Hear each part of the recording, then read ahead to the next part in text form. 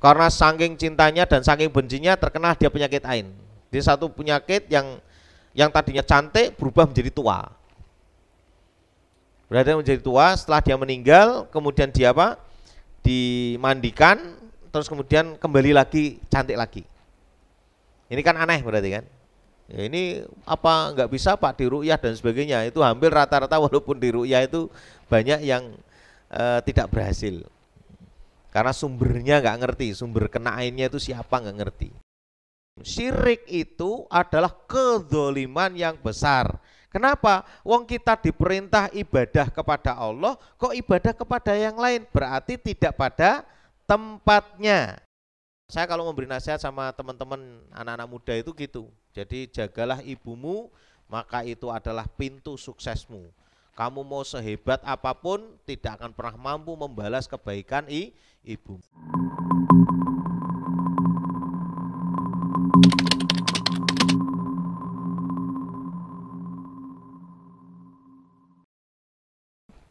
Kan insya Allah image-nya kalau orang itu kan kalau main ke tempat saya nggak mungkin saya ngajak yang macam-macam gitu loh, maksud saya gitu. Nah artinya apa? Kalau kita sudah seperti itu, nanti jenengan itu akan dipercaya sama orang. Anakku nek dolan karo cah iki insya Allah apik gitu loh. Anak saya kalau main dengan orang ini insya Allah baik. Lah jadilah orang yang begitu. Bojoku nek dolan karo wong iki apik gitu. Itu jodolan sama orang itu, wah aku anggar bojoku dolan karo kae wis entek duwike gitu loh, mabuk sih sana, itu kan jadi gak enak ya. Maka kita penting sekali, itulah yang digambarkan oleh Nabi sebagaimana tadi dalam risalah ini dikatakan la kana fakhol kiri, bukan seperti pandai besi. Walaupun jenengan pakai minyak wangi seperti apa, kalau dekat dengan pandai besi jadinya sangit. Ya, mesti itu sangit. Wes itu loh.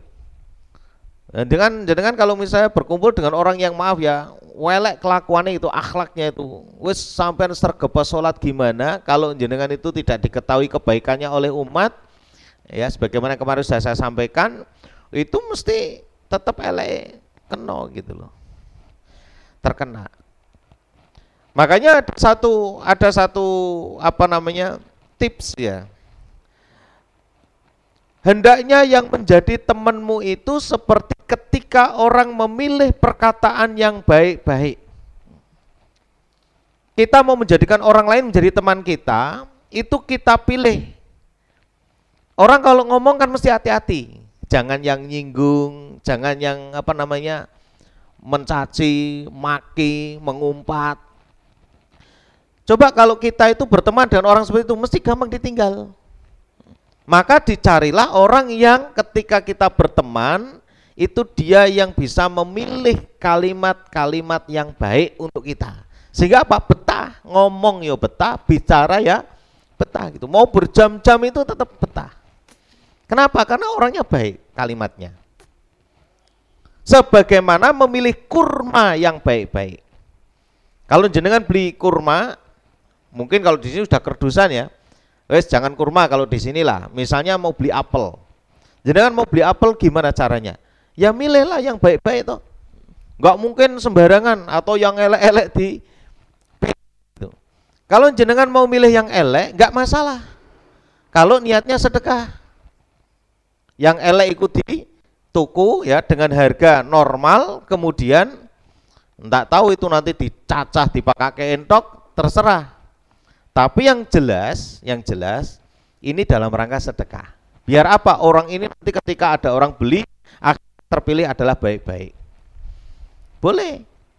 Tapi kita tidak sedang membicarakan tentang sedekah, kita sedang membicarakan tentang bagaimana memilih teman itu yang baik. Ya seperti kita kalau milih buah yang baik, enggak sembarangan. Kenapa saya bilang kalau kita cari teman baik itu susah? Karena Rasulullah SAW bersabda, la taqumus sa'ah hatta yu'izzallah fihi salasatan. Hari kiamat itu tidak akan terjadi sampai Allah menjadikan jarang 3 hal. Sulit. Ya. Apa itu? 1 dirham dari hasil yang halal. Jadi nyari sesuatu yang halal itu susah hari ini.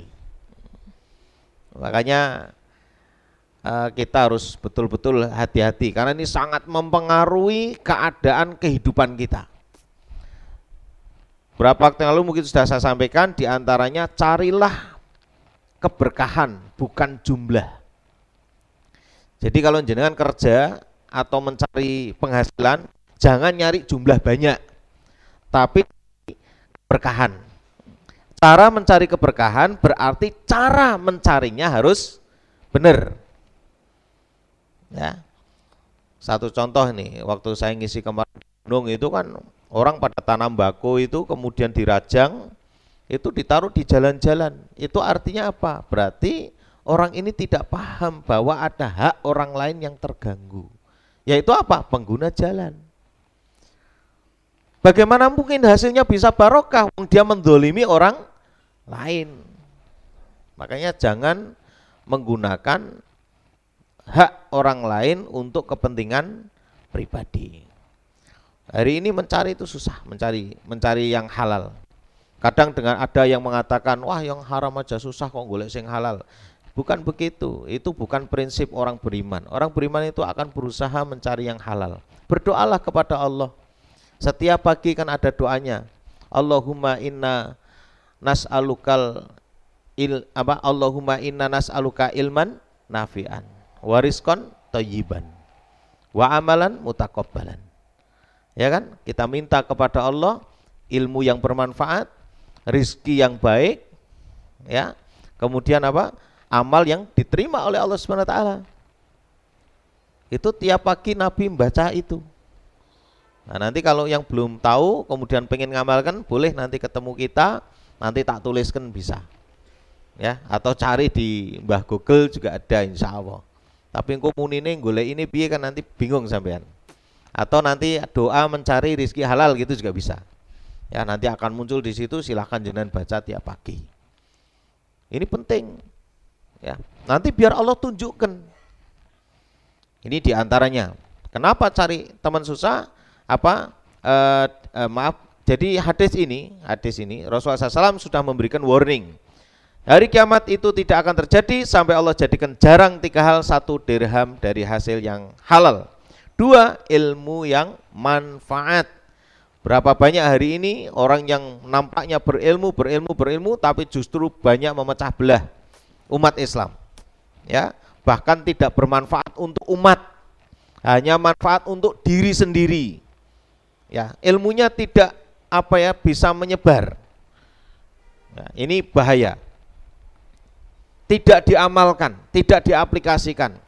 Berapa banyak orang lulusan pondok ternyata akhlaknya juga buruk. Itu artinya apa? Tidak bermanfaat.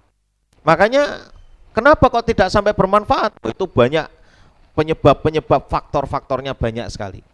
Ya, tapi saya tidak sedang membahas ini. Saya sedang membahas yang ketiga, apa kata Rasulullah? Wa akhon fillah.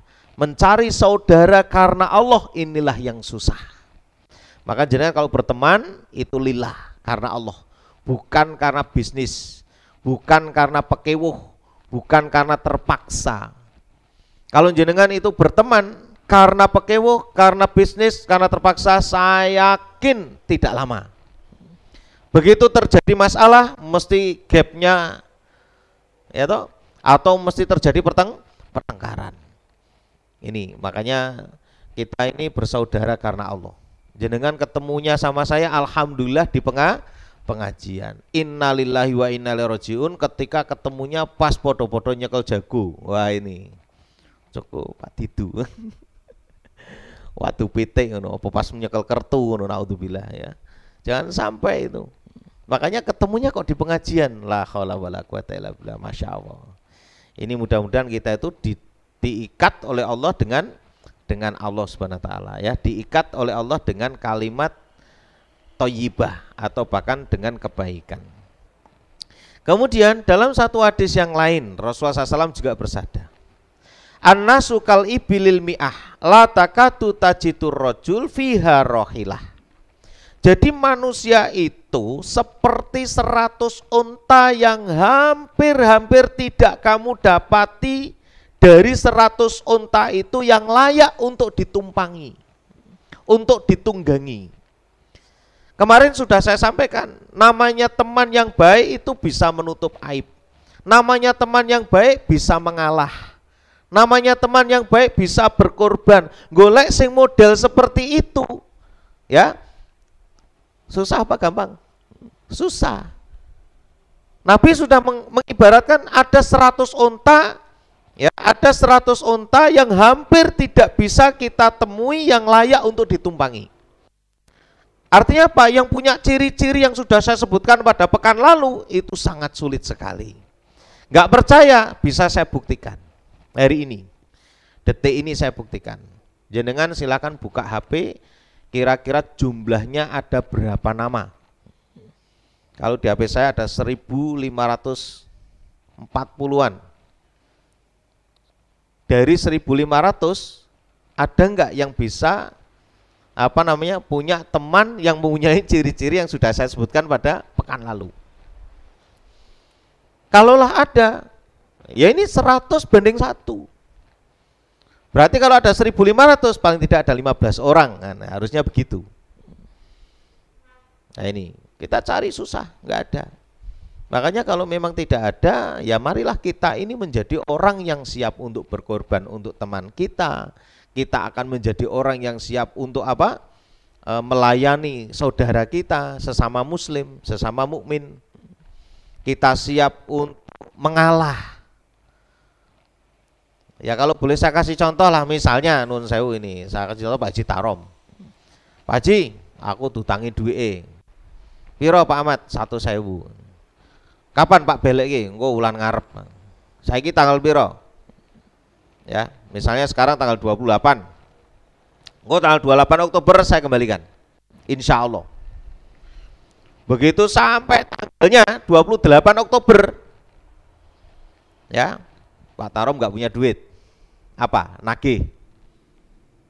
Ya, begitu nagih, saya bilang, loh kan sudah saya bayar. Itu. Padahal saya belum bayar. Entah sengaja atau tidak sengaja. Sebagai Pak Haji Tarom dia akan mengatakan, oh iya maaf saya lupa Pak Ahmad. Saya yang salah. Padahal memang belum, tapi dia menutup aibnya, membayarkan hutangnya, mau berkorban untuk orang lain dan mengalah. Ada nggak kira-kira yang begitu? Ada. Siapa? Kita. Nah, gitu harusnya. Ya toh? Kita. Kita mampu enggak? Mampu. Ya, karena apa? Perbuatan-perbuatan baik tadi itu akan dibalas oleh Allah juga dengan kebaikan. Ya, akan dibalas oleh Allah dengan kebaikan. Masya Allah. Ini. Jadi kita ini dalam satu komunitas ini kita ciptakan atau kita bentuk atau kita bikin orang-orang yang model seperti ini. Kita berlatihnya ya di sini. Ya, berlatihnya di sini insya Allah. Berlatihnya di sini. Oleh karena itu sendirian itu kadang-kadang lebih baik daripada berteman dengan orang yang buruk. Ya, makanya awal saya sampaikan kalau kita pengen keluar atau hijrah dari keburukan menuju kebaikan itu, maka syarat utamanya kan harus pisah dengan teman. HP ganti kalau perlu, nomornya maksudnya bukan HP-nya. Nomornya ganti sehingga tidak bisa dihubungi. Kalau dihubungi mau ke rumah, kalau yang sudah punya istri bilang aja. Ya, bilang aja masih banyak kesibukan begitu. Pokoknya intinya di-cut sementara. Nanti kalau dia sudah mau tobat, diajak ngaji. Ya, kalau sudah mau tobat, atau dia tanya bagaimana caranya tobat, saya harus ketemu siapa, jangan arahkan saja kemana. Nah, nanti di situ biar tobat. Daripada kita berteman dengan orang seperti itu, nanti kita akan terus terkena. Ya, terkena dampaknya. Kita sudah pengen tobat, sudah pengen baik, ini jadi masalah. Makanya kadang sendirian itu lebih baik daripada berteman dengan orang yang buruk. Ya, jadi mungkin posisi sendiri itu kita lebih baik gitu. Karena sudah tidak pengaruh dengan siapa-siapa, di rumah tok gitu. Di rumah saja. Kenapa demikian? Masya Allah ini. Li'anna wahatul muqassir au fasik kama sahibatul af'a la tadri mata tu'dzik. Karena berteman dengan orang yang teledor, orang yang ceroboh, orang yang sembarangan, orang yang seenaknya sendiri, ya ndak mau pangerten dengan kita yang mau bertobat begitu atau menjadi baik, itu seperti berteman dengan ular. Ya. Kamu tidak tahu kapan dia akan menggigit, dia akan menyakiti. Ya makanya jenengan ketika sudah mulai bertaubat, sudah masuk dalam satu komunitas, kebaikan-kebaikan, nanti tidak memungkinkan juga ada teman-teman yang memang di situ belum ikhlas, belum tulus, yaitu ujian. Ya, ujian kita. Kok jangankan orang-orang yang mau hijrah. Ya. Saya pernah punya pengalaman juga sampai hari ini.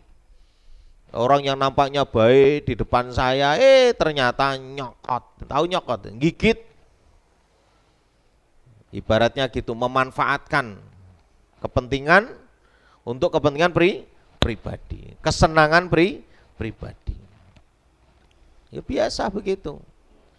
Ya, orang-orang model begitu tuh sebenarnya dekat dengan kualat sebenarnya, karena memanfaatkan orang lain, membahayakan orang lain. Kalau sayanya gampang, dimaafkan, selesai. Tapi kan balasan Allah atas perbuatannya dia ini yang tidak selesai. Ya toh? Orang jahat kan pasti akan dibalas dengan sesuai dengan perbuatannya. Ya ini yang bahaya nanti di situ. Makanya kalau kita mau jadi orang baik ya sudahlah. Sekalian memang harus menjadi baik. Kemudian jamaah ada lagi. Satu ketika malaikat Jibril mengatakan kepada Rasulullah SAW, cintailah siapa yang kamu kehendaki. Tapi ingat bahwa sesungguhnya kamu akan berpisah dengannya. Coba kita hitung atau kita tulis boleh. Siapa orang-orang yang kita cintai? Ya, orang terdekat kita bisa jadi istri. Yang lebih dekat lagi juga di bawahnya anak. Ada juga orang tua. Ya kan? Ada juga teman. Ya kan? Saudara-saudara. Siapa saja yang kita cintai ini, kita harus ingat bahwa suatu ketika kita akan dipisah oleh Allah. Ya akan dipisah. Pisah itu macam-macam. Nanti kita akan sampaikan ada kalau di buku Manhajul Hayah itu ya, Manhajul Hayah itu ada dua. Jangan sampai kamu itu kalau sudah ketemu teman yang baik, yang akrab, yang kamu itu saling mencintai, itu dipisahkan karena dua hal. Satu karena ain, yang kedua karena dosa. Ya. Jadi kalau karena ain itu gini. Jadi kalau kita mencintai istri kita jangan sampai keterlaluan. Cintailah istri kita karena Allah. Kita mencintai anak jangan sampai karena keterlaluan, tapi cintailah karena Allah. Cintai anak kita, cintai istri kita, cintai saudara-saudara kita, cintai teman-teman kita, ya, cintai orang tua kita itu karena Allah. Bukan karena istri kita itu cantik atau istri mencintai suami karena gantengnya, bukan. Bahaya. Itu nanti bisa terkena ain. Ya, ain itu apa ya? Kalau saya mau jelaskan panjang banget, tapi intinya ain itu pokoknya kalau kita terlalu mencintai, terlalu membenci, orang ini bisa terkena penyakit ain, dan penyakit ain itu sulit untuk diobati. Ada satu cerita begini, ada orang itu cantiknya luar biasa. Ini ceritanya teman saya. Dia itu dicintai oleh teman-temannya dan ada juga yang membenci.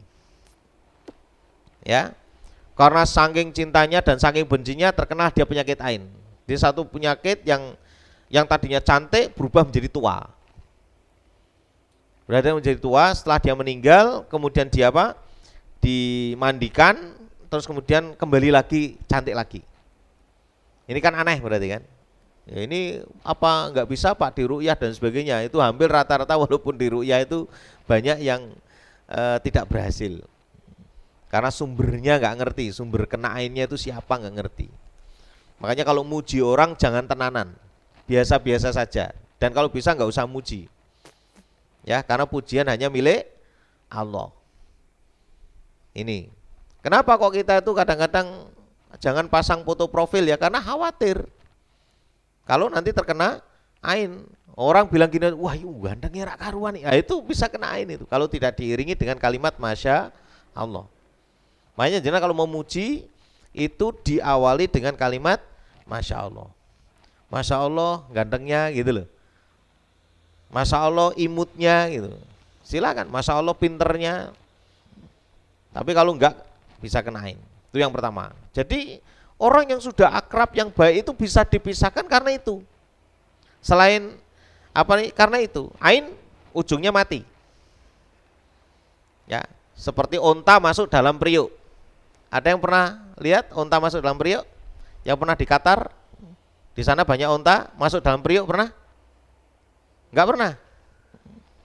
Ya dibelah sih toh Pak, dibelah sih, dimasak terus masuk dalam periuk, maknanya mati. Kalau yang kedua karena dosa. Perceraian suami istri itu biasanya karena salah satunya melakukan dosa. Selingkuh misalnya atau zina atau apa gitu kan. Nah itu dosa. Ya kan karena dosa kan.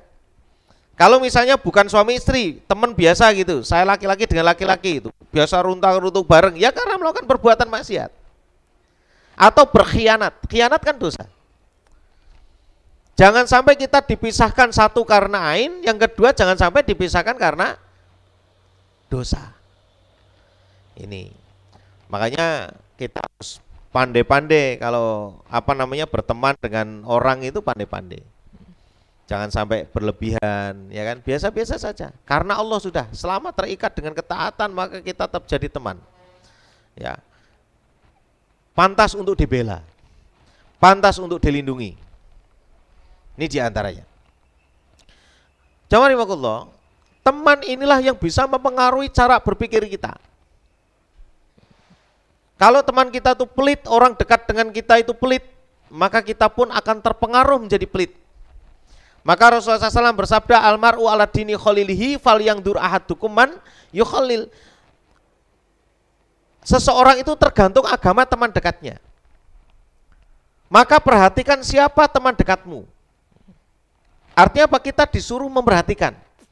Kalau teman dekat kita itu enggak sholat, ya enggak akan ngajak kita sholat. Enggak akan. Termasuk istri kita atau suami. Suami pelit, istrinya biasanya lebih pelit. Istri pelit, ya suaminya kadang juga lebih pelit. Apalagi suaminya itu takut istri, wah repot itu. Mau sedekah saja susah itu. Suami mau sedekah itu nggak boleh sama istrinya. Itu kalau sudah kadung, ya kadung yang namanya apa? Suami takut istri. Makanya cari istri yang mau ngaji. Lah aku wis kadung Pak, bojoku golek setengah mati Pak. Kon ngaji, insya Allah ndak galak. Nantinya nggak galak. Lembut. Ya, lembut. Masya Allah. Ini luar biasa. Karena apa? Ilmu itu bisa merubah watak seseorang. Ya, watak seseorang bisa. Ya, karakter itu bisa dirubah dengan ilmu. Karena ilmu mengajarkan keikhlasan. Dia punya karakter apapun, kalau dia karena Allah mesti mau berubah. Walaupun harus pelan, nggak apa-apa. Lah kadang teman itu bukan manusia, tapi buku. Tahu buku? baca gitu. Orang seneng baca itu. Orang biasa baca Naruto itu nanti terinspirasinya Naruto. Kapan kindadine ya gitu. Iya. Jangan coba aja.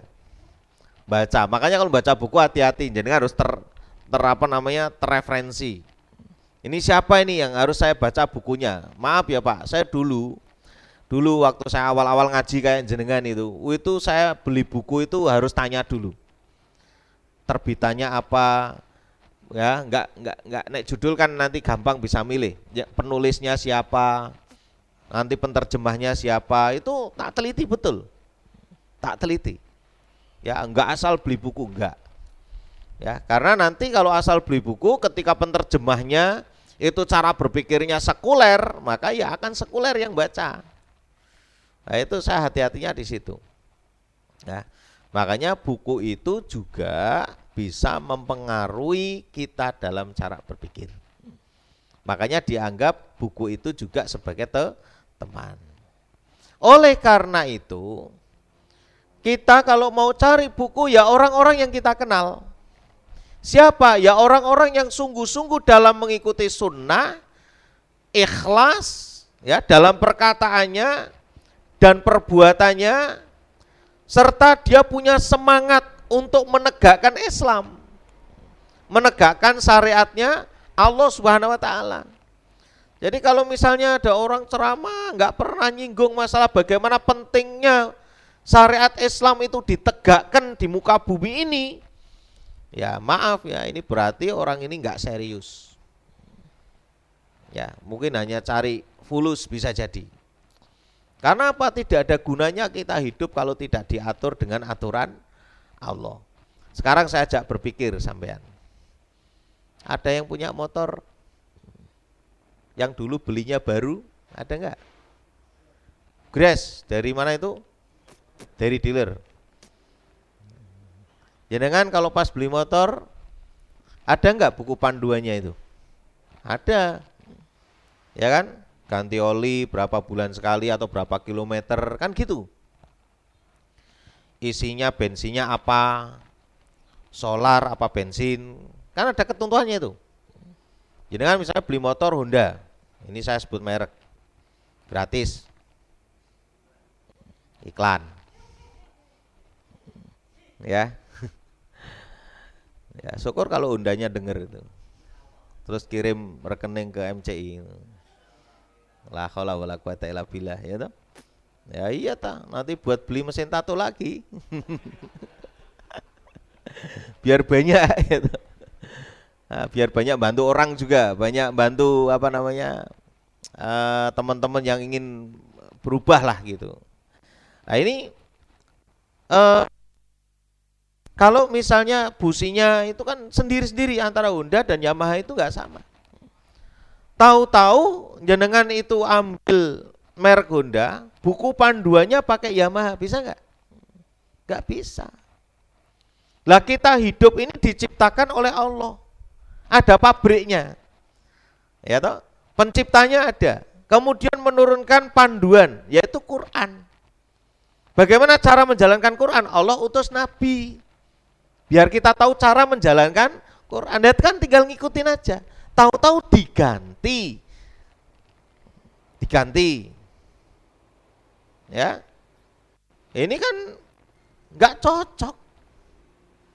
Ada seorang tokoh jil di Indonesia ini, ya, waktu itu sakit jantung. Pertanyaan saya, jantung itu yang nyiptakan siapa? Allah. Terus diganti dengan jantung buatan manusia, bisa nggak? Mati orangnya. Nggak bisa. Ya begitu juga aturan kita itu sudah dari masuk kamar mandi, keluar kamar mandi, tidur, terus apa saja yang kita lakukan semua di dalam Islam itu aturannya sudah diatur oleh Allah Subhanahu wa taala.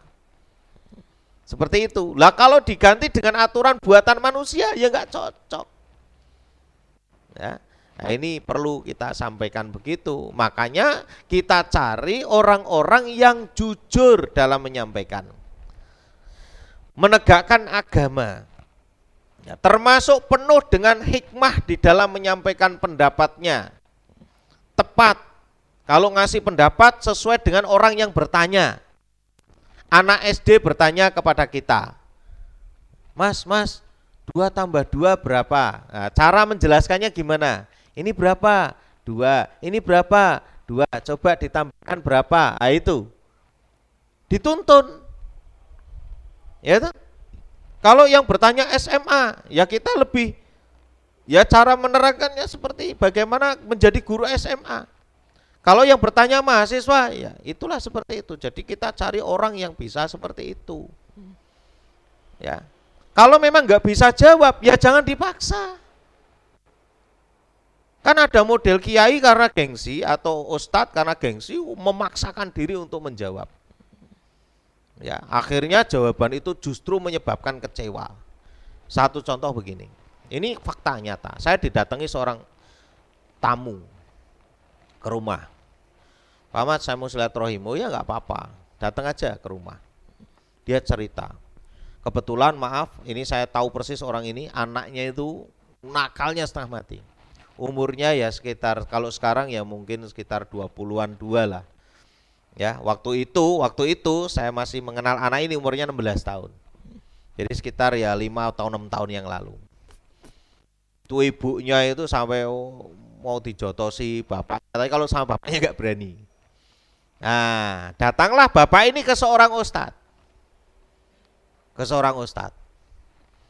Dia mencoba, karena ustadznya dipercaya, dia mencoba mengeluhkan atau bagaimana solusinya mengatasi anak saya.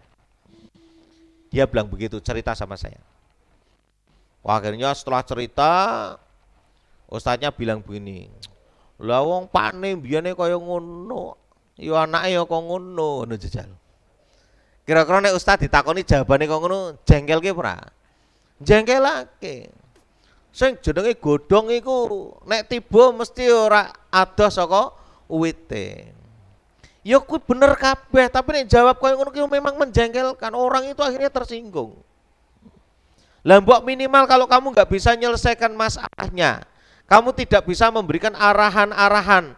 Lah mbok yo gini Mas, maaf saya nggak bisa memberi arahan. Kamu datang aja ke tempat ustadz ini atau kiai ini kan enak toh. Bener enggak? Nah ini kalau kita itu cari guru yang keliru, akhirnya ya begitu, sembarangan. Ya, ketika menyampaikan pendapatnya tidak sesuai dengan tempat dan waktunya. La haula wala quwata illa billah. Makanya jamaah rahimanillah, kita memang belajar untuk bisa memahami ya persoalan ini. Karena apa? Ya karena memang ini menjadi tuntutan bagi kita semua. Ya, tuntutan agar kita istiqomah ya di dalam hijrahnya. Ini jangan sampai baca buku juga hati-hati ya. Harus hati-hati. Kalau tidak ya kita akan terpengaruh.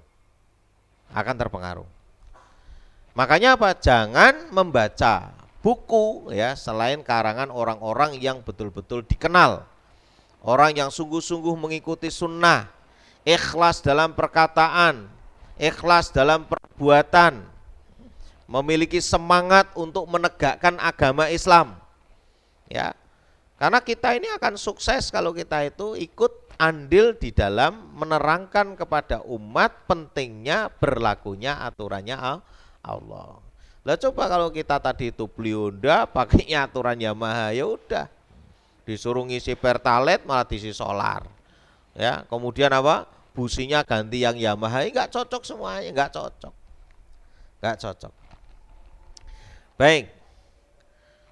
Kemudian selanjutnya, kenapa kita harus memilih orang yang baik? Karena begini. Ini kalau kita lihat di Quran surat Furqan, ya kita buka di Quran surat Furqan, surat yang ke-25. Ayatnya berapa ya? 27 enggak salah ya. Ini begini, ayatnya 27. A'udzubillahi minasyaitonirrajim. Wa yauma ya'uddu adh-dhalimu 'ala yadayhi yaqulu ya laitani ittakhadhtu ma'ar rasuli sabila. Ini kalau kita lihat faedahnya, ayat ini begini. Dan ingatlah hari ketika itu orang yang zolim. Kalau boleh saya tulis begini, zolim. Ya,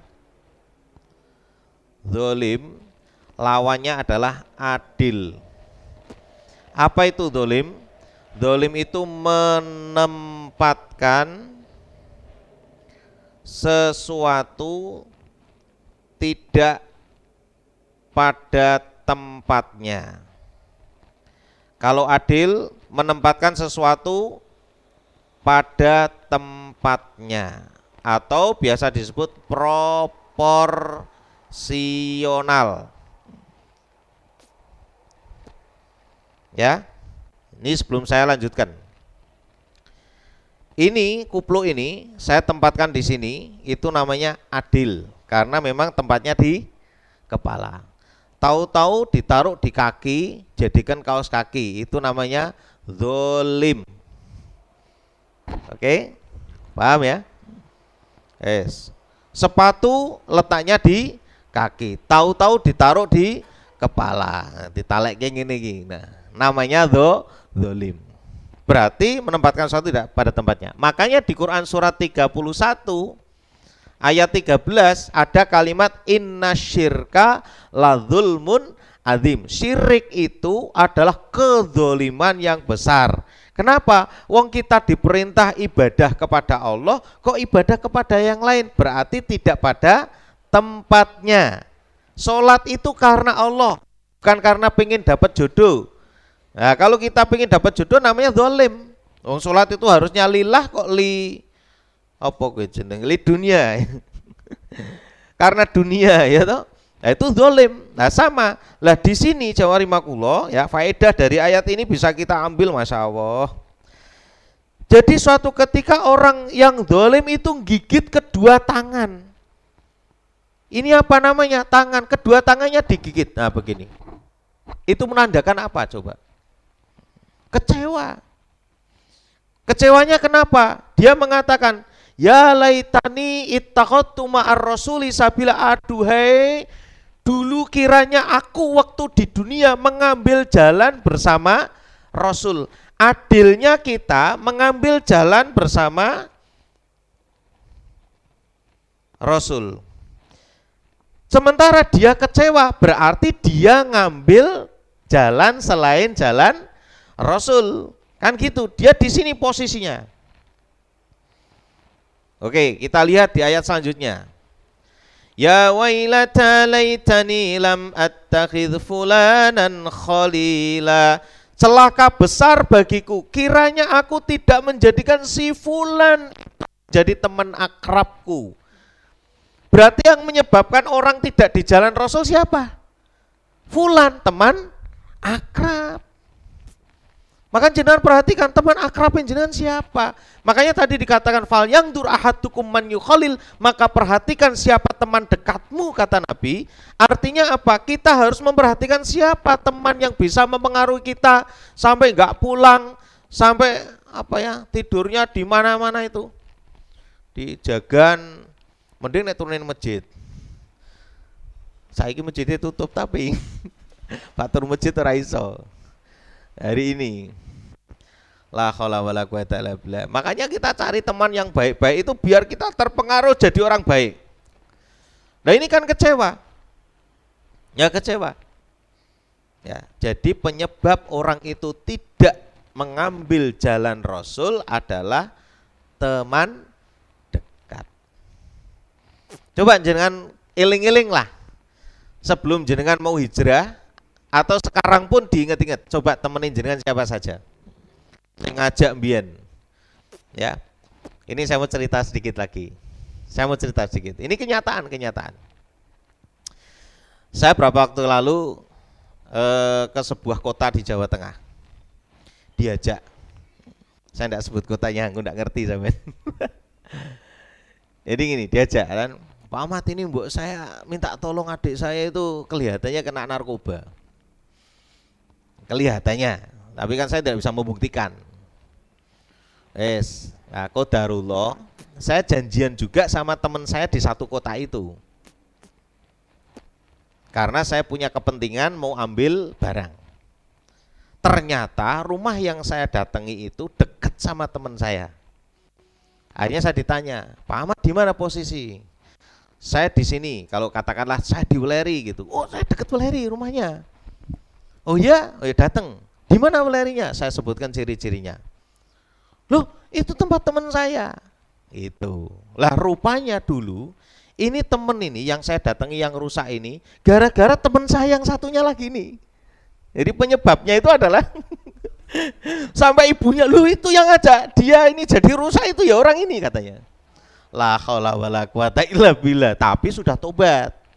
Sudah tobat, sudah ngaji, sudah baik orangnya. Sudah baik sekali. Bahkan sudah sering bolak-balik ngaji sama temen yang saya datangi ini, cuman belum mau aja. Nah, kemarin akhirnya datanglah ke situ. Ketemulah bersama. Wes. Nostalgia lah ibaratnya. Itu jadi kalau kita itu apa ya, saya nggak mengira kalau ternyata mereka itu dulunya berteman dalam ketidakbaikan gitu. Cuman persoalannya sudah beda tempatnya gitu. Nah, akhirnya karena ini juga sama-sama pengen baik, kalau ini sudah jadi baik ya, saya pesan sama teman saya, tolong, saya gak ngerti kalau dia penyebabnya gitu. Tapi kan saya minta tolong sama dia, tolong ini nanti diajak ngaji gitu. Dan saya ke kota itu nanti saya akan mampir gitu. Artinya saya akan mencoba memotivasi, kemudian mengajak ngaji gitu. Jadi kadang-kadang jawarimakullah itu seperti itu. Jadi sing biyen ngajaki pelek itu ternyata sudah tahu tobat. Banyak kan kisah begitu. Teman-teman di jamaah tabligh kan banyak yang begitu. Biyane padha ndugale, ketemune ning gone masjid. Loh, kamu kok di sini ya? Di sini. Alhamdulillah bersatu lagi. Nah, ini. Jadi atau berukhuwah lagi, bersaudara lagi. Jadi penyebab bahwa kita tidak berada di jalan Rasul itu adalah teman dekat kita. Jenengan sekarang mulai sudah harus hati-hatilah mencari teman.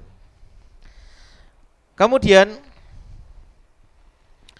kenapa demikian ini?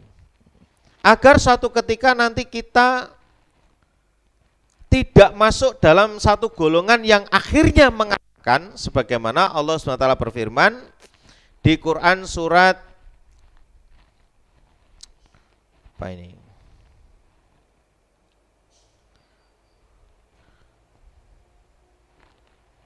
Ya, di Quran surat berapa ini? Masya Allah.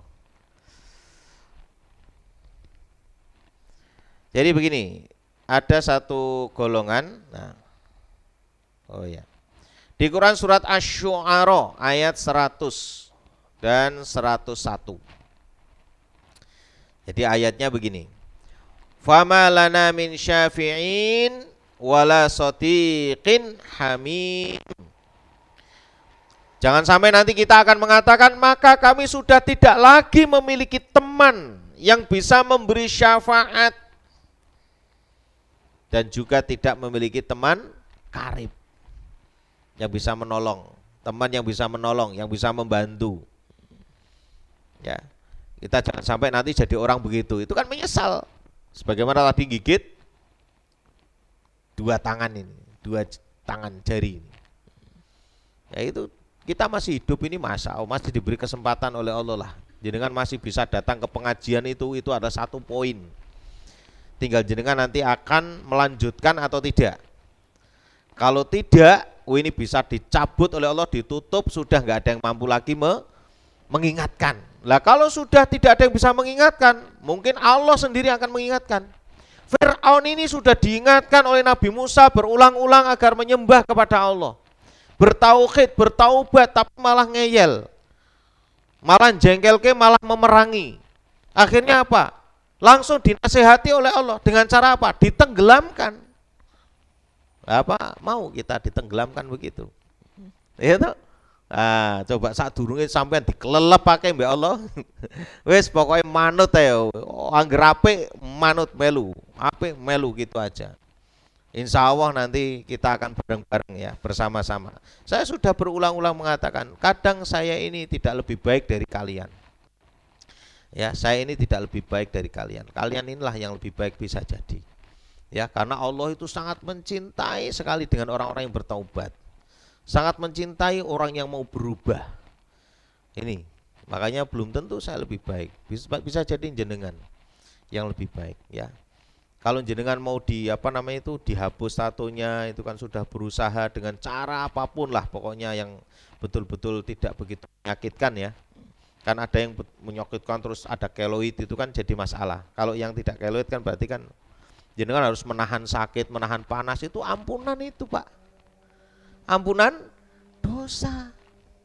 Jenengan kan nggak pernah berpikir begitu. Ya, ada yang mungkin pakai oles itu juga panas. Itu panasnya itu adalah ampunan. Jangan dikira.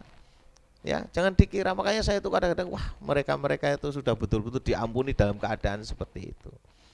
Dalam hadis itu disebutkan, ya. Ya, kalau orang mukmin itu tidaklah seorang mukmin yang tertusuk duri. Pernah tertusuk duri? Itu ada dosa yang diangkat.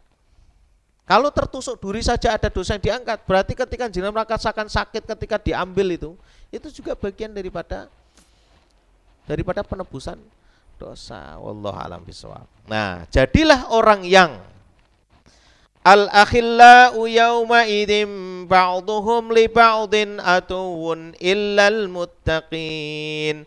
Yaitu jadilah orang-orang yang bersahabat dekat. Ketika itu sebagian dengan sebagian yang lain akan menjadi musuh. Ya, jadi temannya jenengan itu kalau jenengan nggak mau bertobat, suatu ketika di neraka itu akan saling salah menyalahkan, akan saling menjadi musuh. Kalau bahasa kitanya, ya, yang bisa kita pahami dari ibrohnya ayat ini adalah apa? Kowe mbiyen sing ngajak, lha kowe saleh sapa kowe melu aku? Ah gitu. Lah kowe kan sing ngajak ya aku, kowe ngek kaos barang ayo aku ora gelem. Lah kowe saleh dhewe gelem kok. Ya aja nyalahke aku. Lah gedrek dhewe ning neraka. Itu kalau ibaratnya, ya. Itu seperti itu. Kecuali yang tidak begitu siapa? Orang bertakwa. Makanya pilihlah orang-orang bertakwa itu menjadi teman, ya. Ini diantaranya. Karena dalam satu hadis juga disebutkan man sarrahu ayyajitu ta'mul imani, ya. Fal yuhibbal mar'a la yuhibbu illallah azza wa jalla. Barang siapa yang ingin mendapatkan rasanya iman, manisnya iman, maka hendaknya dia mencintai seseorang dan dia tidak mencintainya kecuali karena Allah. Ya, jadi kalau orang itu mencintai karena Allah itu enggak akan pisah. Bukan hanya di dunia. Kalaulah di dunia dipisahkan dengan kematian, nanti dia akan ketemu di akhirat. Ya, bisa saling memberi syafaat. Kayak mbiyen ngaji karo aku kok digoleki gak enek. Wah, ini neraka. Itu nanti diusulkan kepada Allah, diizinkan insya Allah. Nah, seperti itu. Nah, kalau sama-sama baiknya. Ya, makanya sekali lagi kita masih diberi oleh Allah nikmat ketemu dalam kebaikan. Kalau ini disia-siakan, maaf ya, akan dicabut oleh Allah. Akan dicabut oleh Allah. Saya akan sampaikan beberapa atau ada salah satu hadis, ya. Itu begini. Aduh, Masya Allah. Dalam satu hadis itu disebutkan begini. Innallah ibadan yahussuhumullahu bin na'imil limanafi'il ibad. Waman bakhila bitilkal manafi anil ibad taqalallahu tilkan na'imu anhum wa khawalaha ila ghairihim.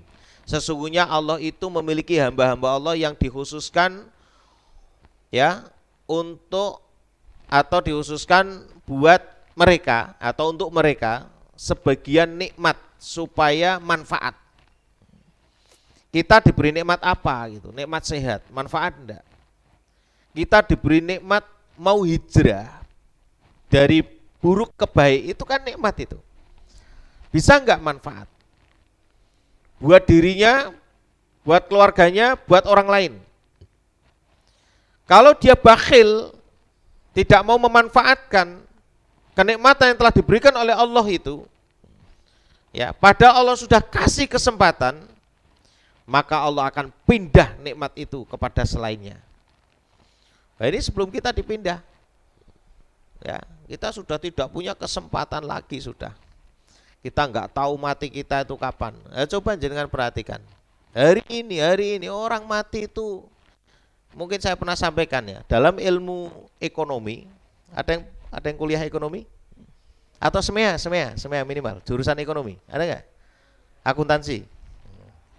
Jenengan masih ingat nggak teori FIFO? First in, first out. Nek tuku beras, pertama, kedua, ketiga, sing dijual dulu kan yang pertama. Kan gitu kan, biar nanti tidak kedaluarsa. Itu namanya FIFO. Ya. Logikanya begini. Orang yang umurnya hari ini lahir duluan, mati duluan. Benar enggak? Paham enggak ini? Lahir sih, ya kowe sing mati sih no. Aku lahir keri yo, aku jek enom kok. Kowe sing tuwa kudune mati sih ngono. Harusnya begitu kalau kita mau teori ini, tapi kan faktanya tidak begitu. Benar? Hari ini justru begini. Piramidanya itu tidak seperti ini. Orang duluan lahir, duluan mati. Maka yang terakhir ya dia terakhir matinya. Cah nom-nom kok sampean ki matine keri. Itu nek nganggo teori ini, tapi faktanya tidak begitu. Cah nom saiki malah matine dhisik. Sing tuwa-tuwa ora mati. Ya, mula sampean hati-hati, matine dhisik. Saiki sak takon. Hah? Tak takon. Wong sing ngoplos iki wong tuwa apa wong nom? Ayo wong nom. Sing ngoplos iku. Wong ngoplos do mati, berarti wong nom mati dhisik. Enek ndak ning koran misale Mbah Kromo 80 tahun ngoplos mati. Ora eneng. Ora eneng sih, Mas. Kebut-kebutan. Sing mati nom apa tuwa? Wong nom. Ora eneng ning koran kuwi Mbah Kromo 80 tahun ngebut nggawa damen. Kepleset mati ra eneng. Betul lah. Tawuran nom apa tuwa? Nom.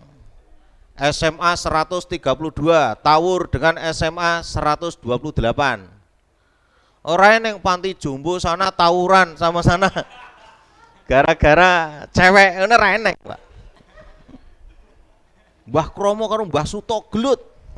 Rebutan cewek ora eneng ceritane. Ora eneng ceritane. Tapi nek cah nom eneng. Ora, makane wong saya sampean kon ki malah matine do dhisik-dhisik iku, hati-hati. Mumpung durung mati iku lha iku mau dipertahankan taubatnya.